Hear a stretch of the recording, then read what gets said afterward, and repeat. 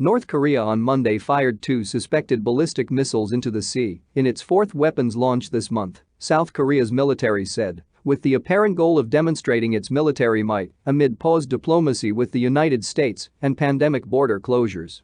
South Korea's Joint Chiefs of Staff said the North likely fired 2 short-range ballistic missiles from an area in Sunan, the location of Pyongyang's international airport, but didn't immediately say how far they flew. The U.S. Indo-Pacific Command said the missiles did not pose an immediate threat to U.S. personnel or territory or to its allies, but highlighted the destabilizing impact of the North's illicit weapons program.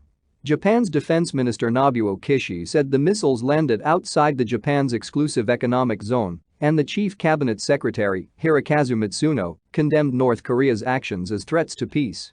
South Korean President Moon Jae-in, who is visiting the United Arab Emirates, instructed officials to make utmost efforts to ensure stability on the Korean peninsula, his office said. It also said members of the Presidential National Security Council stressed the need to revive nuclear diplomacy with Pyongyang.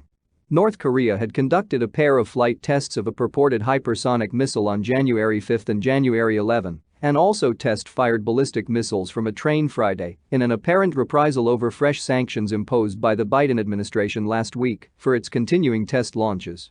North Korea has been ramping up tests in recent months of new missiles designed to overwhelm missile defenses in the region. Some experts say North Korean leader Kim Jong-un is going back to a tried-and-true technique of pressuring its neighbors and the U.S. with missile launches and outrageous threats before offering negotiations meant to extract concessions.